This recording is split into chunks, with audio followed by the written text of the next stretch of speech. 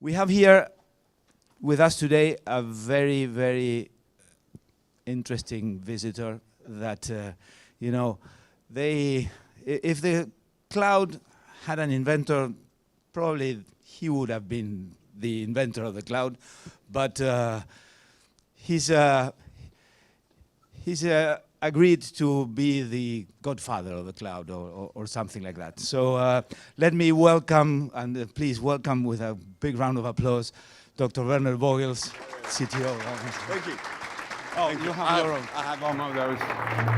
Oh. Good morning. First of all, thank you for all getting up this early. Yeah.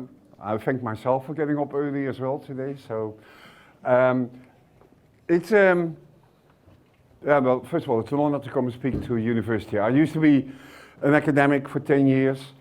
That means I have a slight tendency to teach and to tell you things like I think you should be thinking about this. Yeah, feel free to ignore that. But yeah. So my talk today is something that is very, very, very close to my heart. It is that if you think about AI, and everybody's, of course, these days talk about AI. I mean, that is generative AI or the AI that came before that just works. All of that means nothing if you do not have quality data. And, I don't know, you probably know the famous saying, like, garbage in is garbage out. But these days, the modern AI systems, garbage out will produce very convincing garbage in, will generate very convincing garbage out. So we need to make sure that the data that actually goes into the systems that we're building are actually very high quality and actually are vetted like that. Now, I'm mostly going to talk about sort of a number of big environmental issues, but I want to talk about a personal story first. One of my mentors was Dr. Jim Gray. So he started his life off at IBM, built the first databases that were ever built. He is the father of transactions. Yeah, he got the Turing Award, I believe, in 2006, which is kind of the Nobel Prize for computer scientists. And he just was an amazing guy overall. One Sunday morning, he was also an amazing sailor. I've been out in his boat many times with him, and it was a big boat and he could handle it all by himself. It was just absolutely amazing. One Sunday morning, he leaves San Francisco and on his boat to go to the Farallon Islands. And it's a bit of an emotional trip for him. His mother had died, he had the ashes of his mother with him, and he was going to distribute that over the sea. Somewhere on these trips, he disappears. There's no trace seen of him. Nothing is found of them. But he had a significant impact on the community, so everybody panics at that particular moment. Yeah, he has friends at Google, he has friends at Amazon, he has friends at the government, everybody knows him. And so a massive effort starts. Satellites are being repositioned to map out the complete area between that. All sorts of different technology got used. We at Amazon took in all of that satellite data, sliced it up into small pieces, and we pushed it into something called Mechanical Turk. Mechanical Turk was, Jeff Bezos called it, ironically, artificial intelligence. Yeah, that basically meant that it looked like AI, but in reality there were people sitting there looking at the images, yeah, and then give an answer whether or not they could find. So they're looking for the boat. Nobody found anything. No trace of the boat, no wreck, nothing. And he was an extremely experienced sailor. Now, the question that you should ask, and this is 2007, so that's almost about 20 years ago. Would today's technology have found him faster and earlier? The AI technologies that we have now, would that be sort of would that have helped? Yeah? Maybe. I think we have a lot of more technology these days that we can actually operate that. First of all, we don't need to have these humans in the loop anymore because we can do actually image recognition at a scale that is unparalleled. We're much better at sort of predictive modeling where the boat could have gone. And definitely, you know, working together together, Google was the one that actually repositioned the satellites, and working together with this company for making this data flow around. And actually, my biggest problem originally was that we got these images, and then you look at it with a JPEG viewer or something like that. It turns out these are not JPEG images. These are something very historic sort of data format. So everything takes a lot of time. That wouldn't have happened today. But this only could have happened today is because this was a very privileged situation.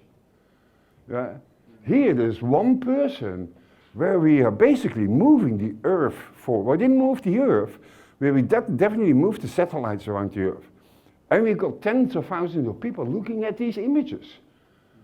That is sort of amazing in that sense, but also kind of scary.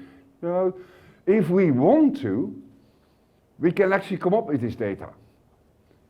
And so why don't we do that all the time? Yeah?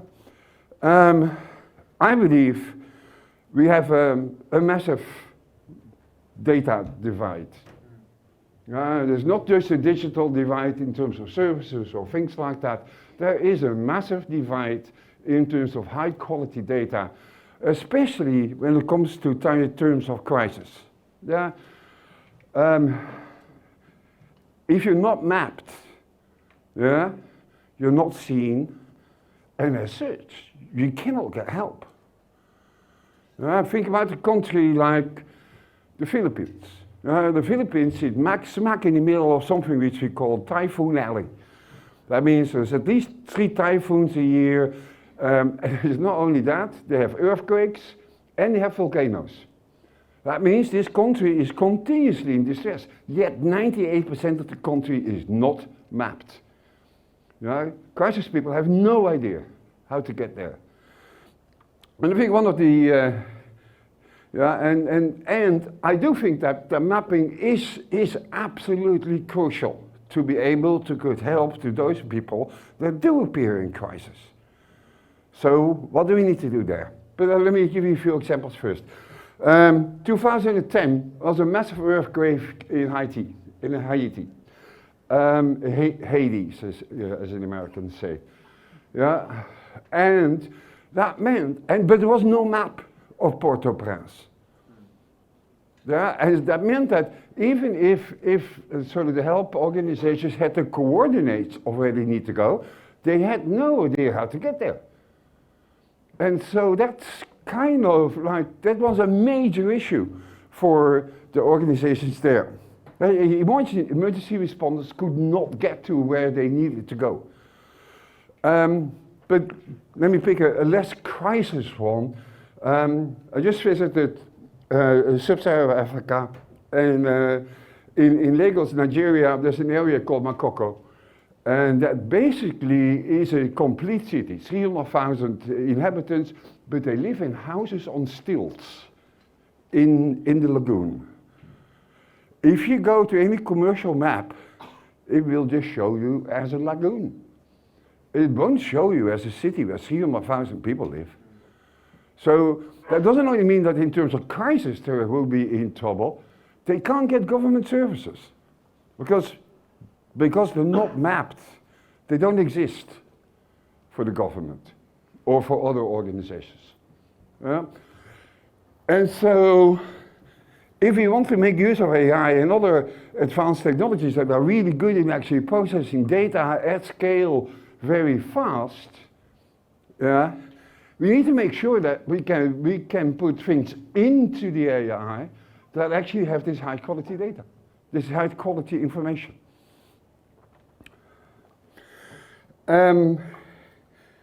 Now, what I find is that most of the current maps that we have, I mean, we can walk around Buenos Aires here with Google Maps in our hands. I live in Amsterdam part of the year, and I live on one of those beautiful canals, and I often sit on my doorstep, and probably about 80% of the people that are walking by are trying to find their way. Yeah? Now, good thing is that whole city is really well mapped. Yeah? Why? Because it's economically interesting. Things that are not economically interesting are in generally not mapped by these organizations. Yeah? We need to change that. We need to start thinking about sort of how at scale can we map for humanity?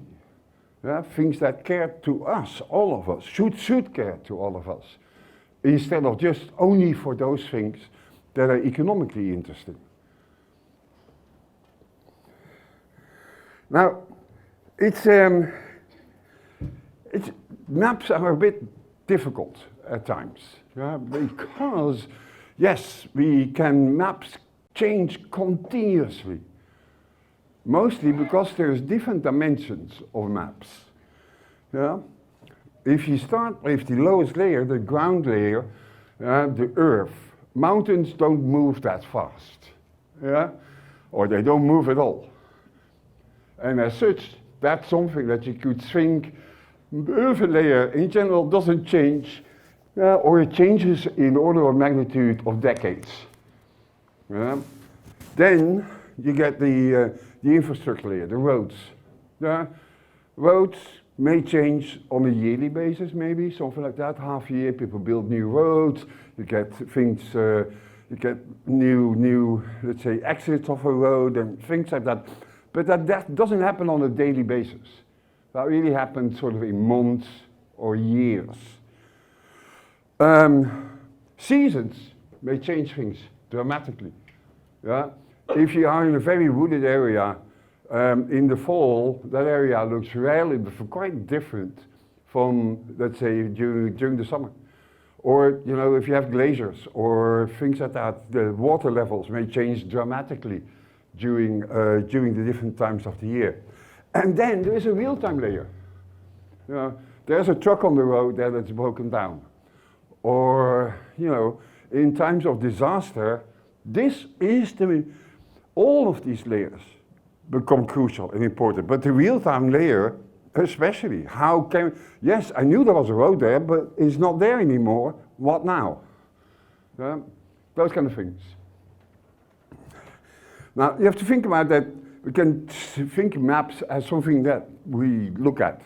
But in essence, it's just a data set. It is a data model of the world that is continuously in flux. And so what are the kind of ways that we've been trying to actually sort of create new data sources to keep these models up to date is, of course, satellite imagery is one important one. Drones are becoming more and more important in mapping different areas. And then, you know, even just us walking around with our devices, create data sources for to solving these issues. Now let's first look at satellites. Yeah, it's a slight increase in the number of satellites. Yeah, where we have 150 in 2008. Now, what is it? We well over 10,000 low orbit Earth observation satellite. I'm not talking about Starlink or Kuiper or any or the spy satellites or whatever. These are just Earth observation satellites. We have 10,000 of them. And so even here in Argentina, there's a company called Satellogic, and they've got, I think they have about 50 of low orbit satellites over South America, actually really trying to accurately map things like agriculture.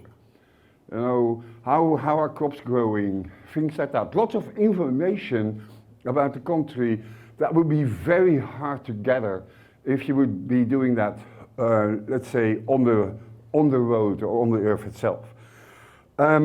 And these satellites don't have just only a camera, although the cameras that they do have are cameras that we can't get our hands on. Yeah? The high definition cameras are spectacular. But LiDAR and multispectral and radiometry is equally important, because with multispectral you can see through voilets. And you can see what the things are underground. And so it is no longer the case that these satellites are only just taking images and that's it. No, they are really important. Now, going back to Haiti, that particular problem. Before the earthquake, this was the map. By the way, I'm using maps from OpenStreetMap, from the OpenStreetMap Foundation.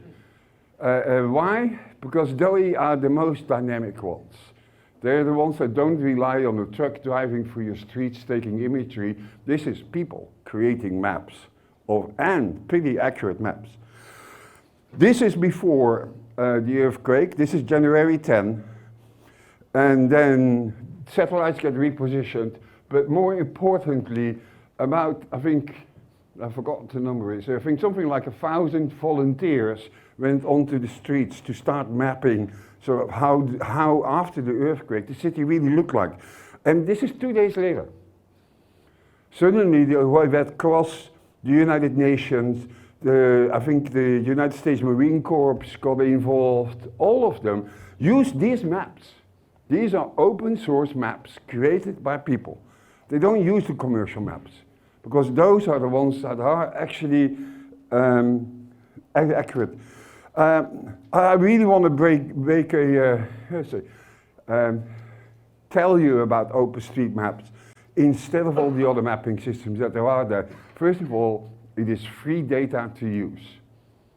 That allows you to innovate on a database that is crucial.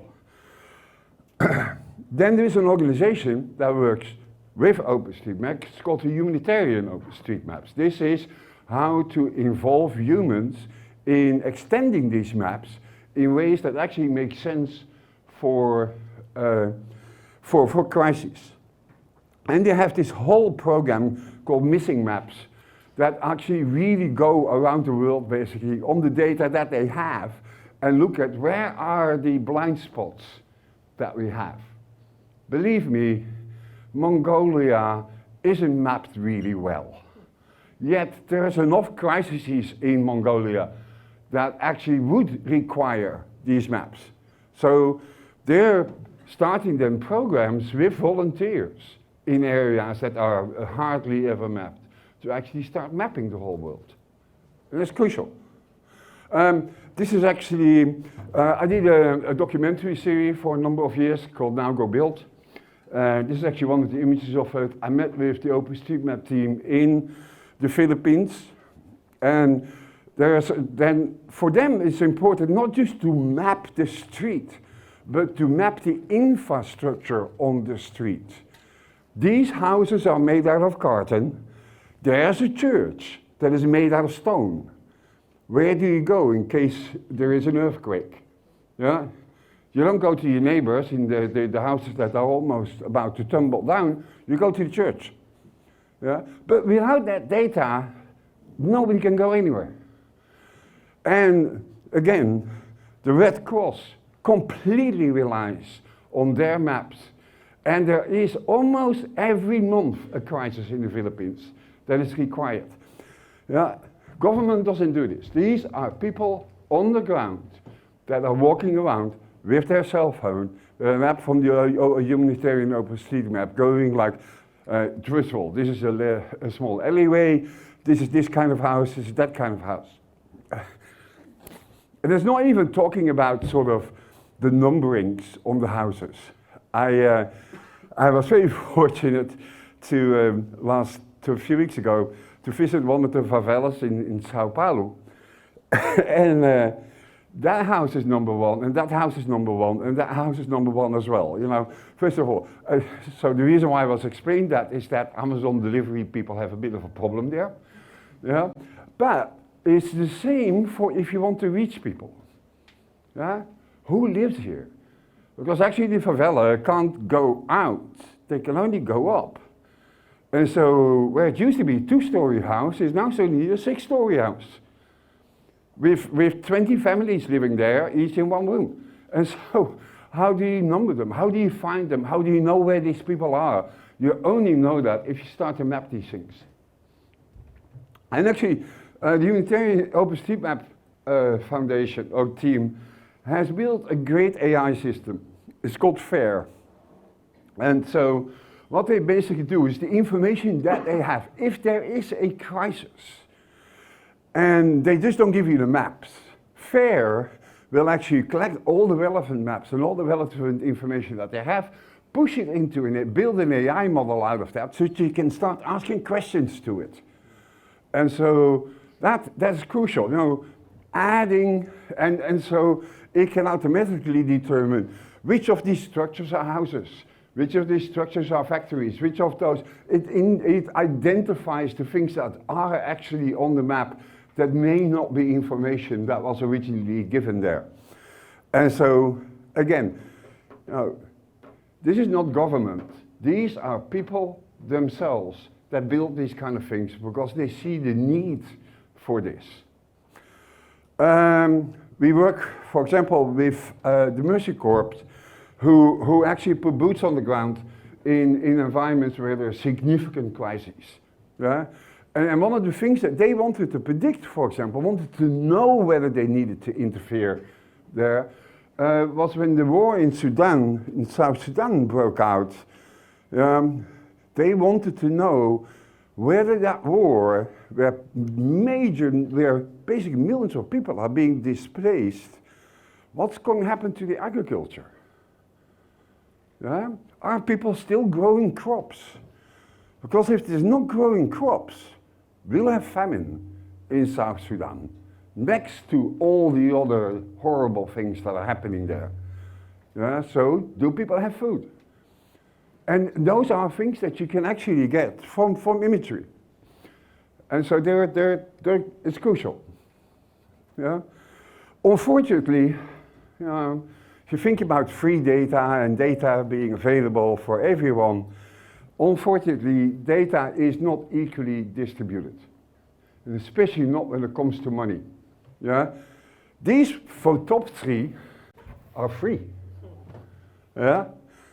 Well, that's actually really what you want. Down there, they're very expensive. Yeah? And so, really not only getting hands on the data, but the quality of the data is crucial at the same time. Yeah.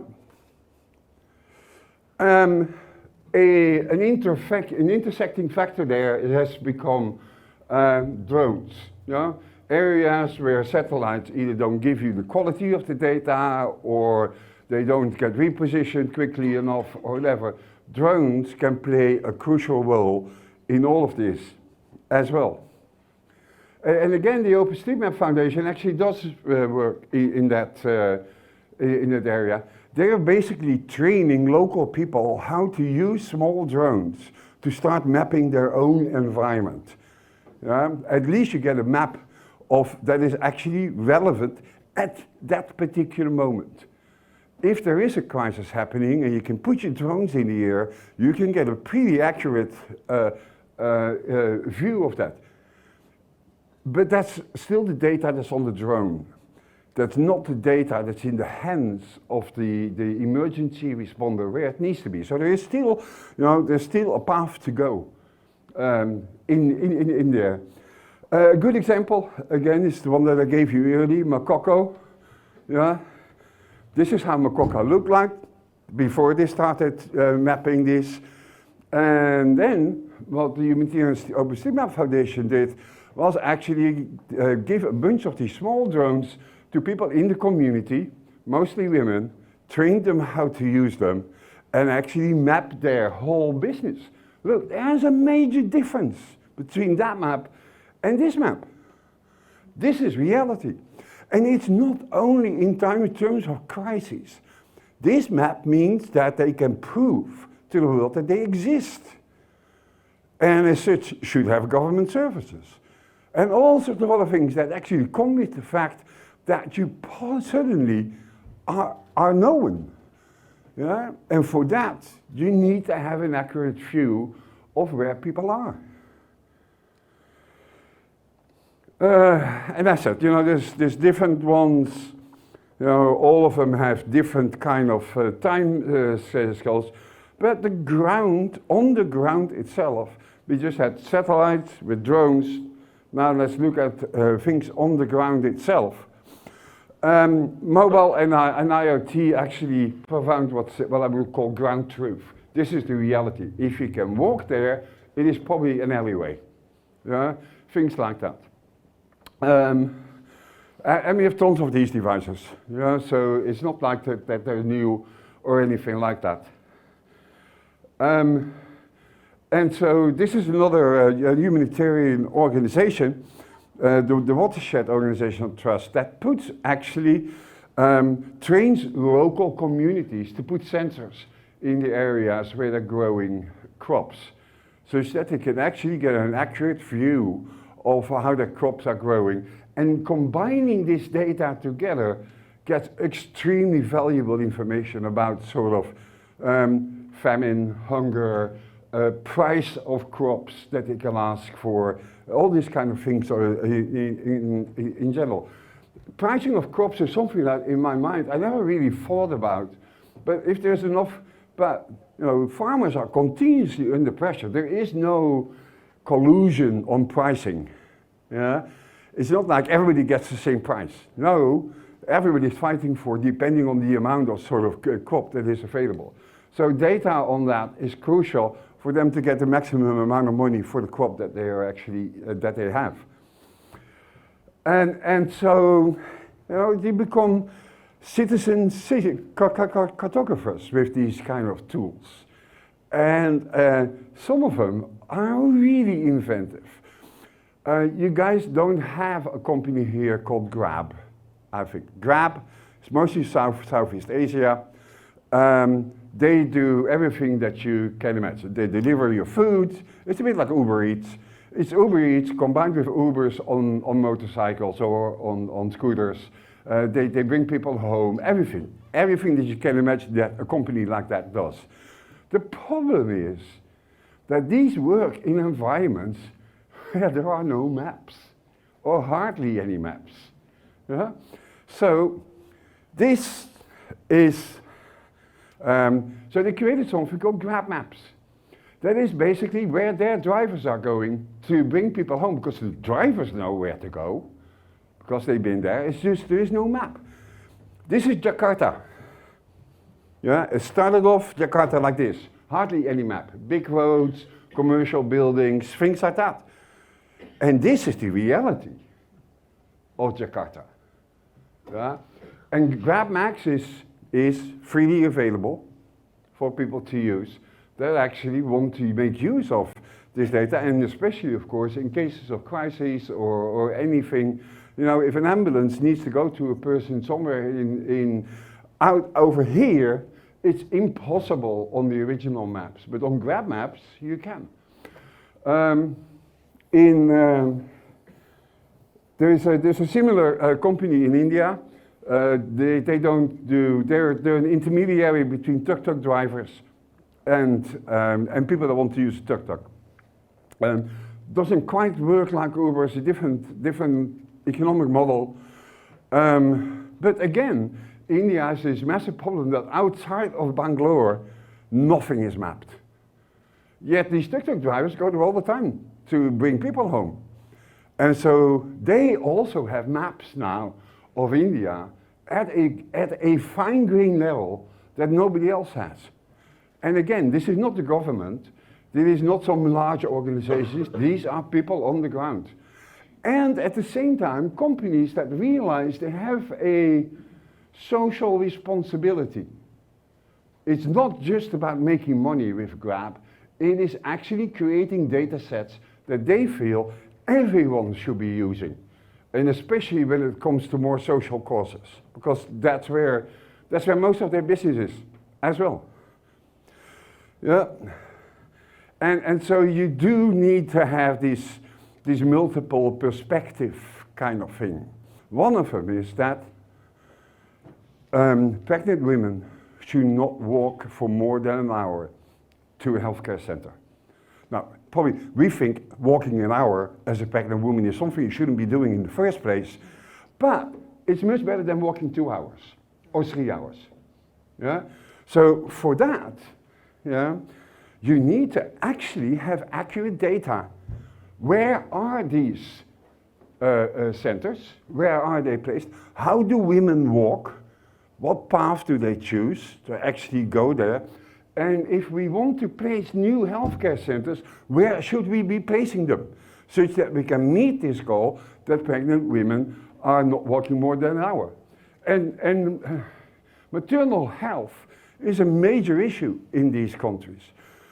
Now, I don't know how it is here in Argentina, but if I think about my guess, if I think about the Netherlands or any place in Western Europe, probably the demographic is something around, maybe the top of the demographic around 27, 28 years old of women that are pregnant. They're not definitely, we consider women pregnant in their teens not a good thing. Yeah, that's not what we consider social or ethical. Yeah. In Rwanda, it starts at 12. Yeah? The moment that you get your period, you're a woman and you're supposed to be able to get pregnant. And so whether we can have a whole discussion whether that is the right thing to do or not, but the average age of women being pregnant is around 17, 18. Yeah? So maternal health is crucial to give these women the help that they actually need. Yeah? By the way, if you build a chatbot for women, for these women, and we work with Cassandra Health, this is one of them in Kenya, the way that you talk to these women through the chatbot is radically different than you would do that in Western Europe. Would you use a Western Europe chatbot? A Dutch one is, if a Dutch woman will ask a question, he wants the facts, the answers, and nothing else. No dressing up. And mostly because also of the age that they're in. If you build a chatbot for pregnant women in Rwanda or in Kenya, first of all, you don't do that through a fancy interface, you do it over SMS, because that's probably the only thing that they really can afford. And you talk very differently to these women. Socially, I mean, first of all, talking to a woman of 16-year-old that is pregnant has a lot of social context. How do you talk to them? How do you give them advice? It's very different. Yeah, so anyway, also a side step, just to tell you that sort of AI, as much as that we think there's one type of AI that will serve everyone, no, culturally aware large language models are crucial in these kind of settings. Yeah? Really understanding how do you talk to a pregnant woman that is 16 or 18 years old to make sure that she makes the right healthcare decisions. That was a side note. Another project that we're working with, a massive problem. I also on this trip had the fortune to actually go to the real Amazon, like the river. Yeah? It took me 21 years working for Amazon to actually end up in the Amazon. But then when we were on this boat going through the river, and there's a significant amount of plastic floating in the river. Yeah, just people throwing stuff away, whether it's from the boat or whether it's coming from the shore or whatever. The ocean cleanup projects have a massive project going on to actually really clean up the earth of plastic in water. Why? It has a significant impact, and the amount of microplastics in fish is unbelievable. If you eat a fish, you're eating plastic. Yeah? In small levels, and I think the recent research has shown that our bodies actually contain significant amounts of microplastics, mostly because we're eating fish. And we as humans, we are the cause of that, because we just throw our plastics away in the water. So they have started off something called the 30 Rivers Project. Those are the 30 rivers that are the biggest polluters in the world when it actually comes to plastic. Yeah. And so they have all these stations there really sort of tracking amount of plastic that comes out of the river, goes into the oceans, try to catch it as early as possible. There was something in, I think in the Pacific Ocean called the big garbage patch, that because of how, the currents work, all of this plastic came into one place, literally tons and tons and tons of plastic in one place that they've removed. Now they're actually tracking this on all these different rivers. Yeah, they put barriers in place. This is plastic in a river. Yeah, by just having some simple, in a dam there, some simple catching mechanisms, actually, that's the amount of plastic that they can find. And so, but again, crucial, mapping is essential for them to be able to figure out which are these biggest rivers that are actually the contributors. And then they make use of tons of AI in that. These are cameras with AI built in that can actually detect plastic. I mean, it's better if you can do all of that processing at the edge instead of that it needs to go back to some one centralized place. And they built, they built fake plastic and actually throw it in the river with a GPS coordinates on it. So you can actually track how this plastic flows throughout the world.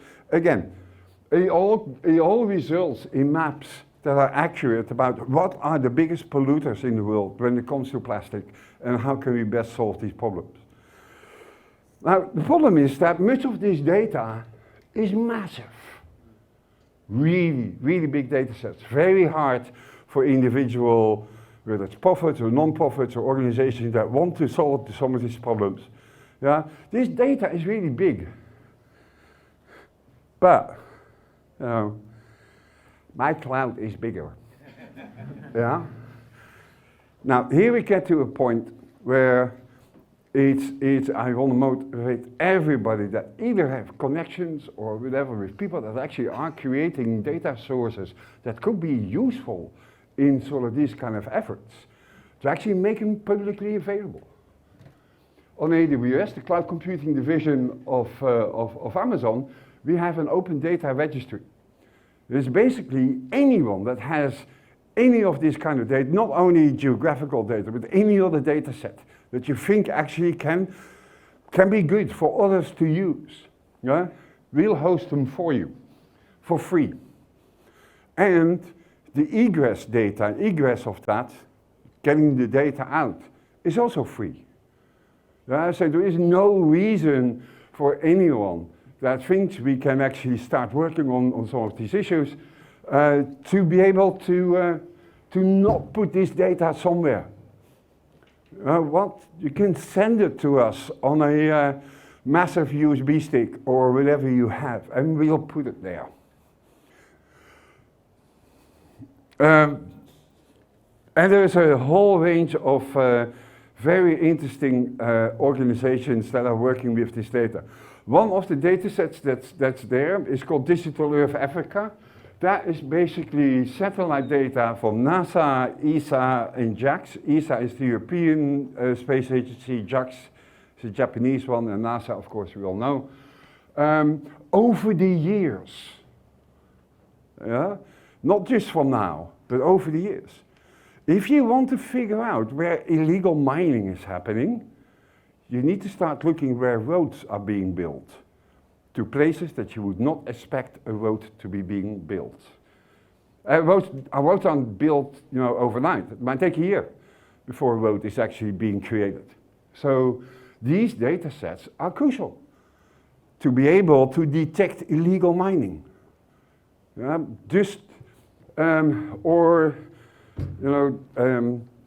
Mangrove deterioration. For example, in the edges of Africa, you can only see the deterioration if you actually compare this over the past 30 years. And you can see what kind of impact climate change has on all of this. Again, Satellite Logic, your local company here in Argentina, has also pushed a lot of the data that they have into this open data registry. So if you want to work on some data, relevant satellite data from Argentina, you go to AWS because it's open there, available for you for free. Yeah? Very important. Yeah. And we're sponsoring a lot of this. So we're covering the cost of that. There is about 300 petabytes of mapping data available on AWS at the moment, from whether it's historical or whether it's current, or whether it can help you find where are the blind spots in your country. Maybe you should join up with one of these volunteer events to start mapping that. It costs you a Saturday morning. How hard can that be? Yeah? Or an afternoon.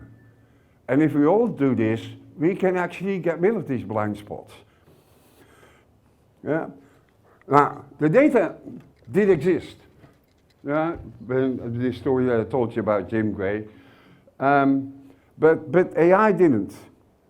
And so with all of these map data, we can actually start making use, with accurate input into AI systems, we can actually start making use of AI to actually make accurate predictions.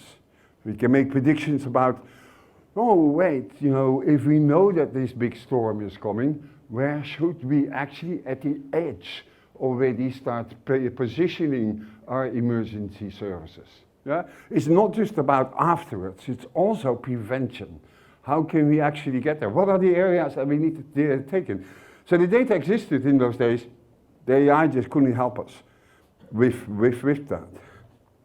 Now, I believe that that the formula for actually really making a change for many of the humanitarian efforts that are going on is if we can give them accurate maps. Yeah? So open data, AI, cloud, you can have a global impact on any project that you do. And you don't need to be a big organization. Just you and two of your friends that actually work on this, you know, get your hands dirty, get some models out there, talk to the AWS folks, yeah, to get you help there. If you have someone that have a large data set, you know, try and motivate them if you work for a company that does that. I believe that data sharing is not just an economic thing, it's a moral imperative. If we want to make sure that we can help people in times of crisis, we need to make sure they have accurate maps. Why? It's even more important in the immediate future. This is what the United Nations calls their sustainability goals. 20 years from now, the UN expects that we have 2 billion more people on the planet. Most of those people will be below the equator. Yeah? How are we going to feed them? How are we going to give them health care? How are we going to make sure there's economic security? All these kind of things can only happen if we have the right data. Yeah? And I give them maps here as one of those examples. But if you do not have high quality data, AI means nothing. It's just a tool. The tool sits on top of quality data.